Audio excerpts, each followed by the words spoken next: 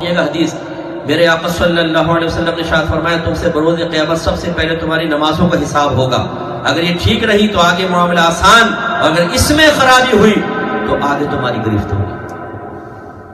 اور ایک روایت میں سرکار نے فرمایا بے نمازی کا حشر فرعون، حامان اور ابی بن خلف کے ساتھ ہوگا. فرعون کون تھا؟ جس نے خدائی کا دعویٰ کیا تھا، میں خدا ہوں، ہمارے رب کے مقابلے میں آ کے کہا میں خدا ہوں. اور حامان اس کا وزیر تھا. جب کبھی فرعون کو دل میں خیال آتا کہ یار مجھے موسیٰ کی اطاعت کرنی چاہیے تو یہ حامان اس کو روکتا تھا، خبردار اگر تم نے موسیٰ کے رب کی اطاعت کر لی لوگ تجھے رب ماننا چھوڑ دیں گے، تیری ویلیو ختم ہو جائے گی، تو قائم رہے کفر پر. تو یہ حامان وہ بدبخت تھا جس نے فرعون کو کفر پہ لگا کر رکھا. جیسے ہمارے دوست ہوتے ہیں نا، کبھی نیک بھی بننا چاہوں، کہتے ہیں یار کیا تم ملاؤں والی باتیں کر رہے ہیں، نماز ڈرنک چھوڑ دیں، زنا چھوڑ دیں، مولویوں کے ساتھ بیٹھنے لگ جائیں، مسجد میں چلے جائیں، کیا کرنے لگا یار؟ ہم کہتے ہیں نہیں میں تو ویسے ہی کہہ رہا تھا. فوراً بات کو پلٹ کے اپنی عزت بچانے کے چکر میں یہ پپو راضی ہو جائے، اللہ ناراض ہو تو ہو، کوئی بات نہیں. ہم نیک نہ بن جائے مکمل طور پہ، ہم نمازی نہ بن جائے، ہم ان چیزوں کو نظر انداز کر کے اس کو سینے سے لگا لیتے ہیں، اللہ رسول ناراض ہو تو ہو. تو یہ وہ حامان تھا. ہمیشہ اپنے قریب کے حامانوں سے ڈرے جو آپ کو دین پہ نہیں چلنے دیتے، جو دینداروں کا ایک ایسا گندا تصور آپ کے ذہن میں پیش کرتے ہیں کہ جس تصور کو ذہن میں رکھ کر آپ کہتے ہیں دینداروں سے دور رہنا ہی بہتر ہے. آپ کو یہ کہتے ہوئے نظر آئے، کہتے ہیں وہ بھی مولویوں کے پاس جانے کا کوئی فائدہ نہیں، یہ آپس میں لڑتے رہتے ہیں. اچھا سارے دنیا والے تو ایک دوسرے کو کھیرے کھلا رہے ہیں نا منہ میں چمچوں سے، وہ تو لڑی نہیں رہے، بڑے پیار سے رہ رہے، ایک دوسرے کھیل کر رہے ہیں اور ایک دوسرے کو میوے کھلا رہے ہیں. ارے بھائی دنیا والے بھی تو لڑ رہے ہیں. دینداروں کا لڑنا اپنی ذات کی خاطر نہیں ہے. انہیں اگر اختلاف آپ کو نظر آتا ہے تو وہ فقہی اختلاف ہوگا، قرآن و حدیث کے دلائل کے ساتھ ہوگا. دنیا والے تو اپنی ذات کے لیے لڑ رہے ہیں. اگر لڑائی کی وجہ سے کسی کو چھوڑنا ہے تو پھر دنیا کو کیوں نہیں چھوڑا آپ نے، دین کو کیوں چھوڑ دیا؟ تو یہ حامان کا تصور. اور ابی بن خلف کون ہے؟ گستاخ رسول، ہمارے نبی کو گالی بکنے والا.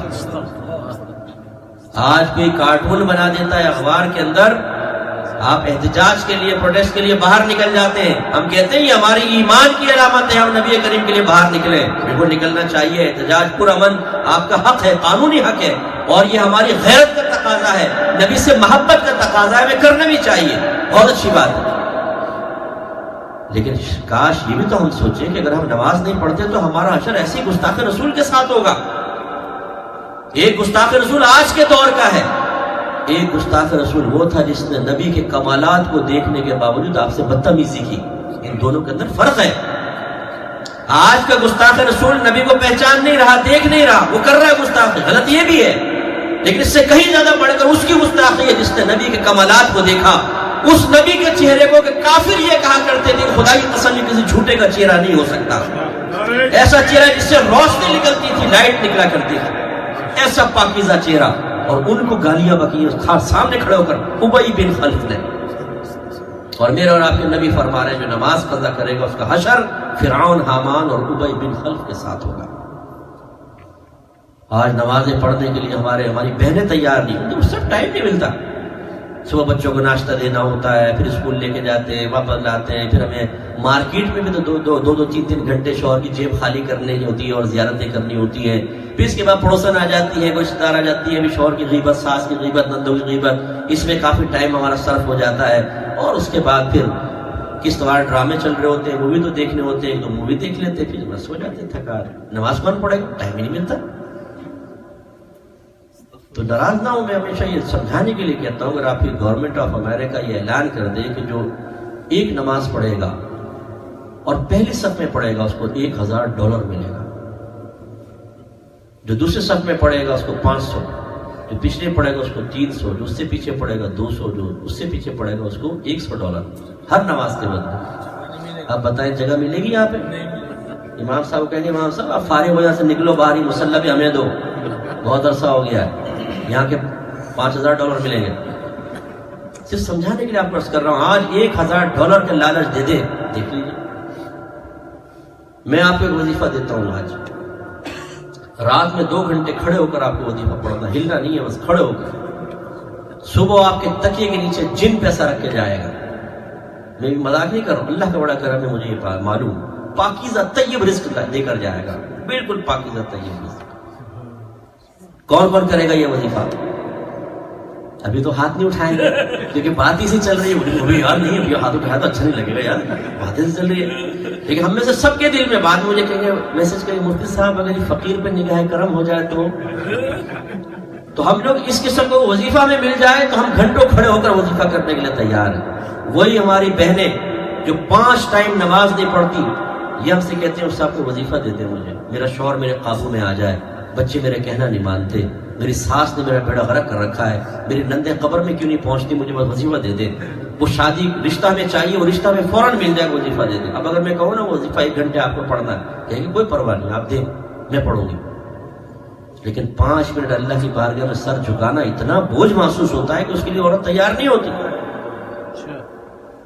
اور نبی سے محبت کا دعویٰ کرنے والا اپنے نبی کی بات پر اعتماد نہیں کرتا ہے کہ اللہ کے نبی فرما رہے ہیں کہ اگر تم نے نماز نہیں پڑھی تو بروز قیامت گستاخ رسول کے ساتھ تمہارا حشر ہوگا، کیوں دل نہیں گھبراتا؟ یہ ایمان کی کمزوریاں ہیں۔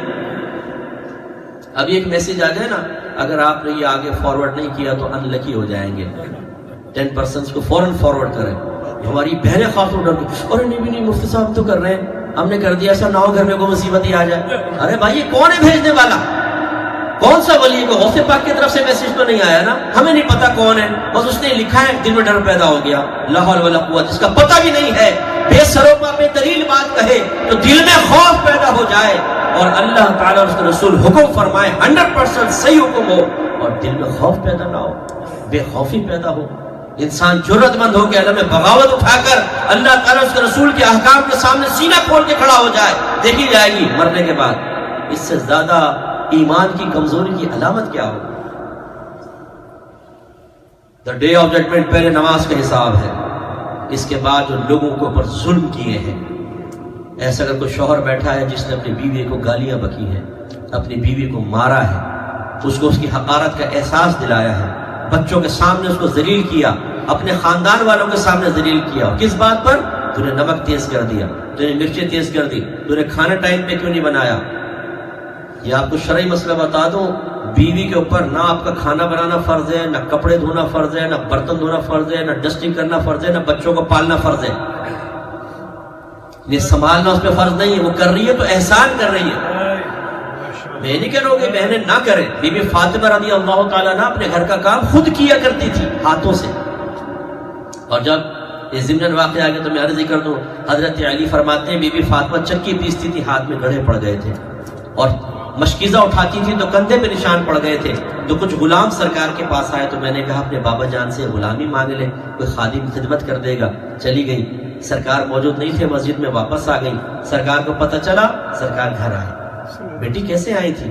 رسول اللہ سنا تھا، یعنی وہ خاموش نہیں، حضرت علی کہتے ہیں میں فوراً بولا، میں نے کہا رسول اللہ میں نے بھیجا تھا کہ آپ ایک خادم لے آئیں۔ حالت یہ ہے، آج باپ کیسا اپنے بچیوں کے لیے تڑپ جاتا ہے، وہ چاہتا ہے میری بچی کو آرام ملے، آسائش ملے، لیکن اللہ کے نبی جو اپنی بیٹی سے ہم سے زیادہ محبت فرمایا کرتے تھے، انہوں نے اپنی صاحبزادی سے کیا فرمایا؟ اے میرے بیٹا، کیا میں تمہیں ایک خادم، ایک غلام سے زیادہ بہتر چیز نہ دے دوں؟